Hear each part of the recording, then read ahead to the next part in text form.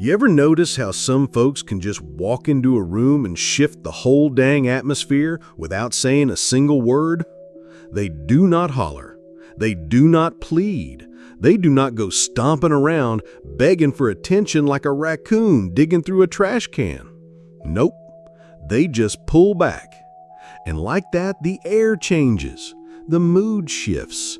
People start fidgeting, wondering, second-guessing themselves. Some even chase after him, trying to figure out what just happened. It is like taking the batteries out of a noisy toy. Suddenly, folks realize how much they were relying on that noise. Now just imagine if you did the same thing. Imagine what might happen if you stopped jumping to respond to every little thing. If, instead of reacting right away, blurting out, arguing, defending yourself like it is a court trial, you just stayed quiet. That right there, that is power. See, most people are run by their reactions. They're trained like old coonhounds to bark on command. Somebody pokes them emotionally, bam, they go barking and biting without thinking. But when you stop being available, emotionally, physically, even mentally, people don't know what to do with that. You become unpredictable. And let me tell you, still waters really do run deep. Because here's the truth. The world knows how to control you through your predictability. Folks yank on your strings through guilt, through drama, through attention-seeking, and you dance like a puppet. Until one day, you cut the strings. You stop reacting. You stop showing up to every argument you're invited to. You stop trying to prove yourself. And when that day comes, brother, the whole game changes. Now folks who thought they had you all figured out start to squirm. They start realizing they never really knew what was going on inside of you to begin with. And it shakes them. Because silence ain't emptiness. It's depth. Carl Jung, now there's a fella who knew a thing or two about the soul, once said, "Everything that irritates us about others can lead us to an understanding of ourselves." Now chew on that for a minute. When you stop responding, who gets real antsy? Who starts poking at you, trying to get a rise? Who acts like your silence is some kind of attack? Them folks are telling on themselves louder than any words ever could. And here's the kicker. It's not about you being rude. It's about taking your energy back. Most folks don't even realize how much they're being emotionally yanked around like a rusty lawnmower. You give your power away every time you respond out of habit, every time you rush to explain yourself, every time you answer a question that didn't need asking. But when you choose silence, when you step back instead of blowing up, that's when you start living with intention. That's when you stop letting the world write your story and you pick up the pen your own damn self. It ain't always easy. Lord knows, staying quiet when your blood's boiling feels like holding back a wildfire with a garden hose. But silence ain't weakness. It's strategy. It's awareness. It's the difference between swinging wild and waiting for the right moment to strike, if striking is even needed at all.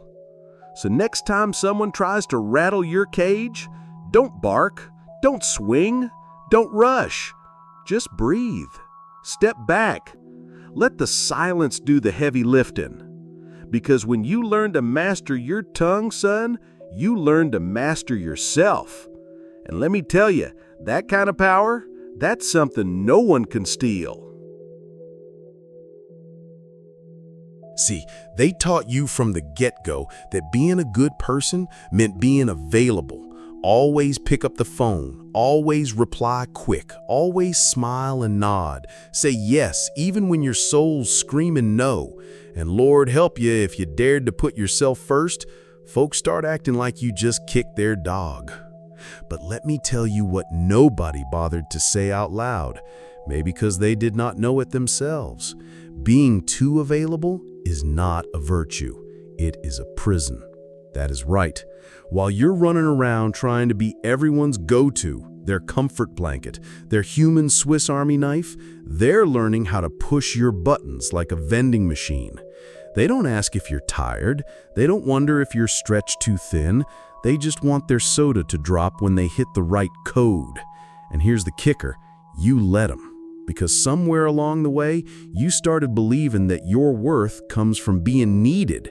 You fell for the illusion that if you were there for everybody, surely somebody would be there for you. But sugar, that is not how it works. Carl Jung, bless his Swiss heart, had a name for the mask we put on to be loved and accepted. He called it the persona. And it's that mask, the good guy, the always there friend, the reliable daughter, the perfect partner, that tricks you into giving away pieces of yourself like Halloween candy at a church social. You want to know what it looks like in real life? Saying, "I'm fine," when your chest feels like a 1,000-pound stone. Giving answers right away to messages, even though you're mentally tapped out. Apologizing for taking space. Explaining your every decision like you're standing trial for living your own damn life.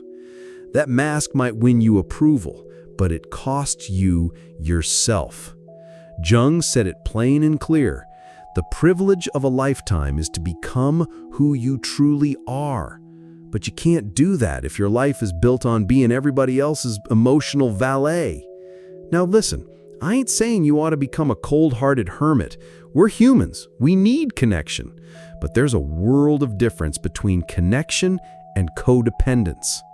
When you're always available, always predictable, always at the ready, folks stop seeing you as a person. You become a function, a role, a tool, a flashlight they only grab when the lights go out. And tools, friend, do not get thanked. They get put back on the shelf once the job is done. Here's the truth that stings a little. The more you center yourself on other people's needs, the more invisible you become to your own. You start disappearing from your own dang life. You become a guest star in your own movie while everyone else plays the lead. Now, Carl Jung also said, people will do anything, no matter how absurd, to avoid facing their own souls. And I believe that's why so many folks stay in this availability prison, because being needed feels like purpose. But it's a counterfeit version, a knockoff, a cheap plastic watch that stops ticking the second you stop giving. You gotta ask yourself this: what happens when you stop being useful? Do those people still call, still show up, still care? If the answer is no, then I got news for you. They didn't love you. They loved the service you provided. So what do? You reclaim yourself. Start by taking pauses. Wait to answer that text. Say, "I'll get back to you." Learn to say no without writing a 3-paragraph apology. Let people feel your absence once in a while. Let the world learn that your energy is not on tap like gas at a roadside station. Because here's the wild part. The moment you stop being available to everyone is the moment you become visible to yourself. You find your time again, your stillness, your dang soul. And from there, well, anything is possible. Carl Jung. Now there was a man who understood the deep workings of the human spirit better than most preachers I have met. He did not see the mind as some machine you crank up and run all day like a busted lawnmower. No, sir.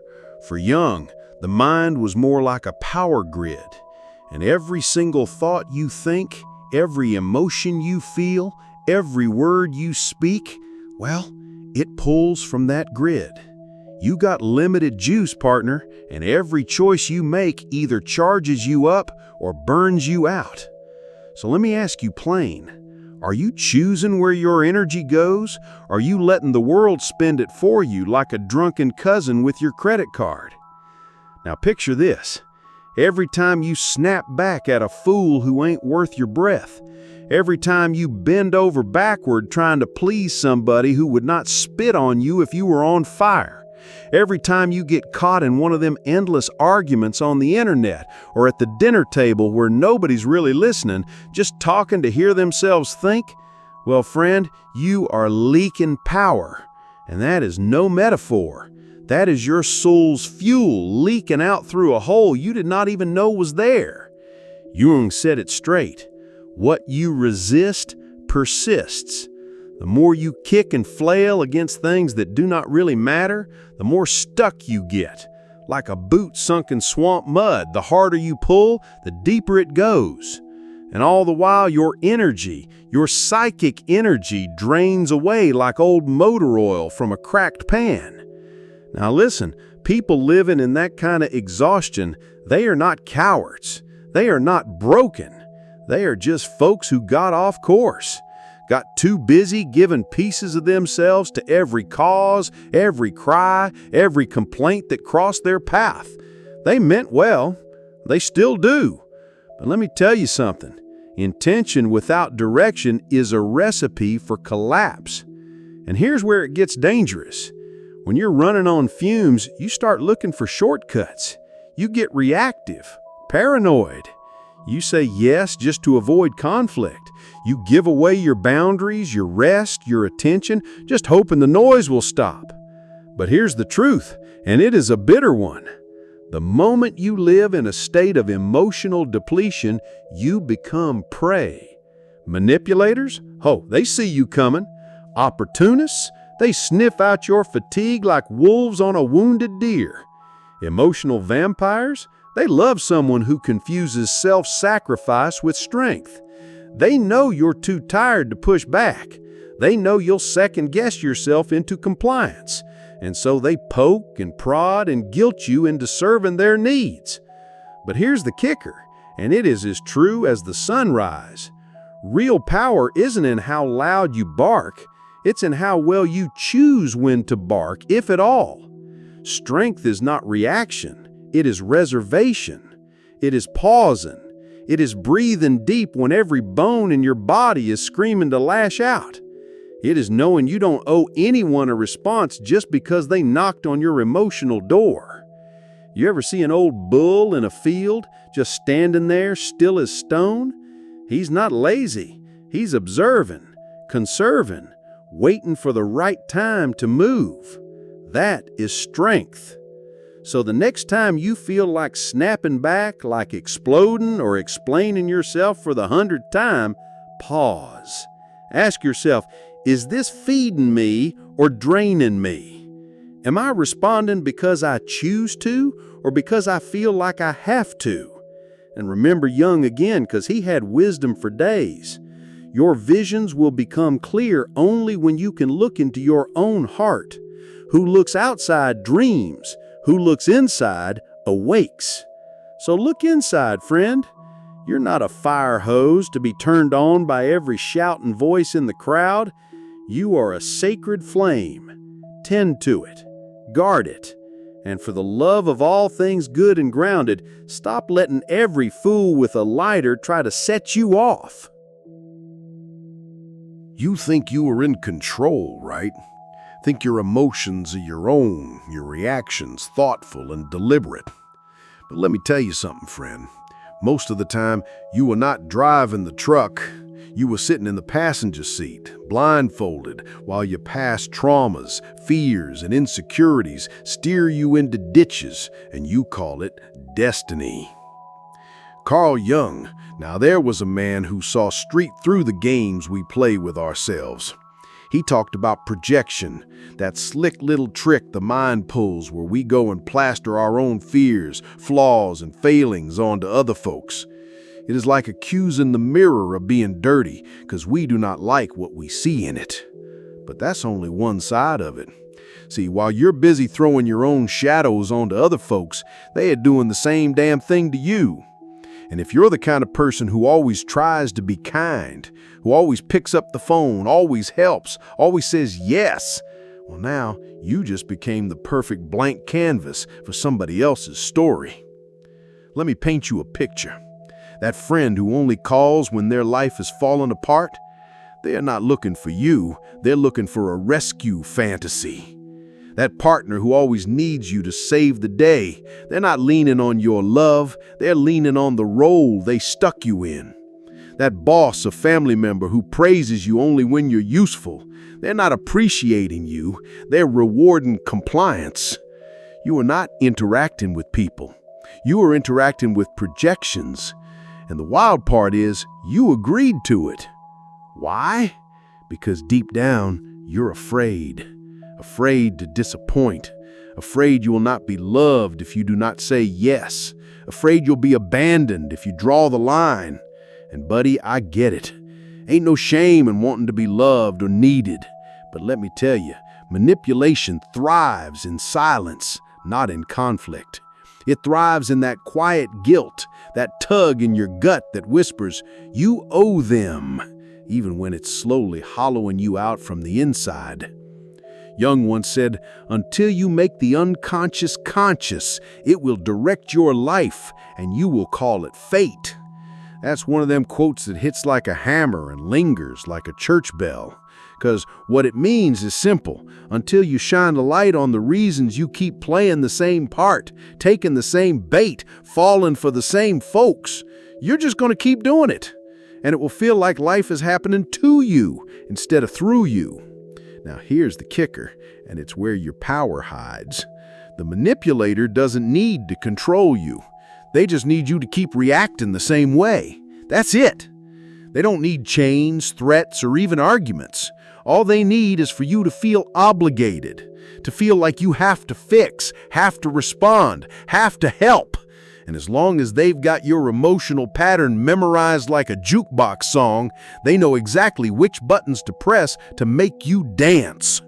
But the very day you stop responding on cue, the game crumbles.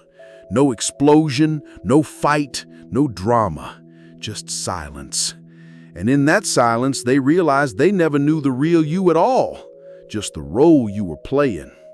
So if you're sitting there wondering why you feel tired all the time, why certain folks drain the life right out of you, why your yes feels like a no stuck in your throat, maybe it's time to stop asking why they act like that and start asking why you keep letting them. Here's the truth that might set you free. You don't owe anyone access to your soul just because they figured out how to push your buttons.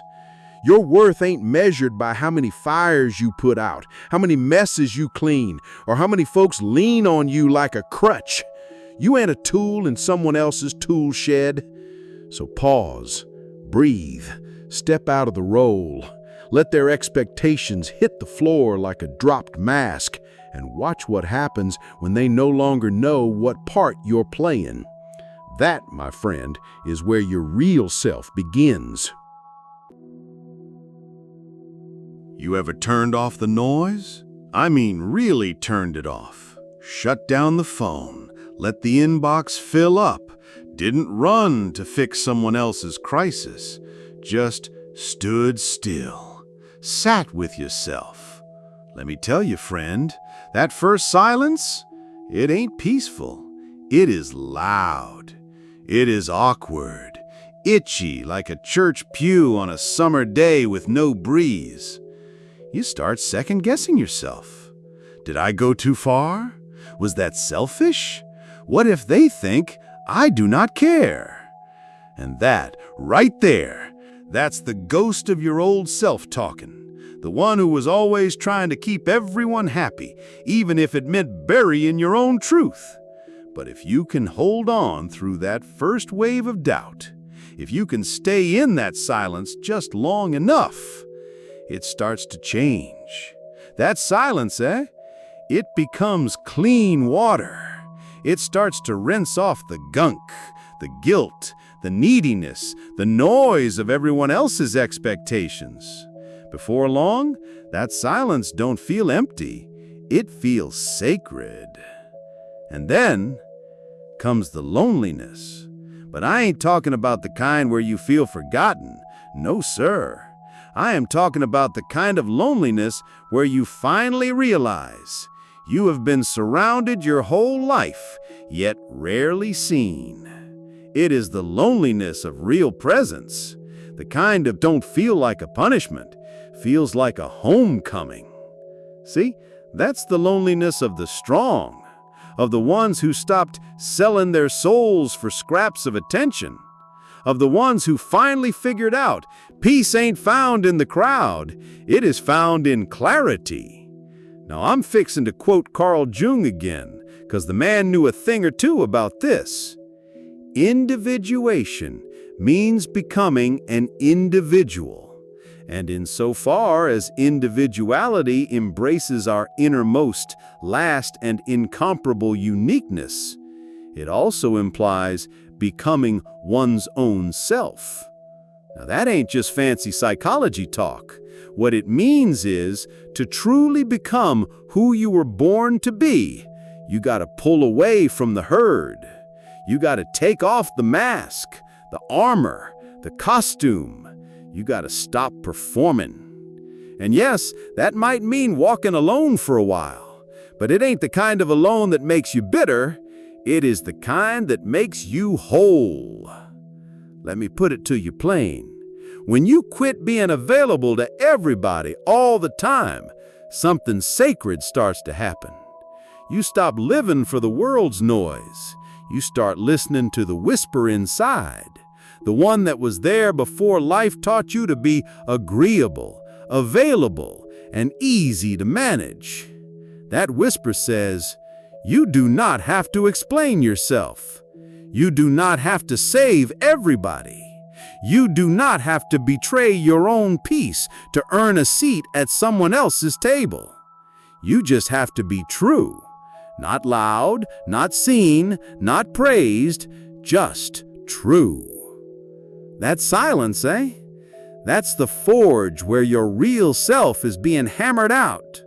That loneliness, that's the path every truth walker has to take. Not because they are unlovable, but because they are learning to love themselves without needing applause for it. See, when you quit chasing people who do not hear you, when you quit trying to prove your worth through reaction, when you learn to rest instead of respond, you don't become invisible. You become untouchable. And that, my friend, is when the healing really begins. So here's my advice from one old soul to another. Next time the world tries to pull you back into the noise, pause. Sip your coffee slow. Let them wonder where you went. 'Cause where you went was back to yourself. And that's where the real story begins.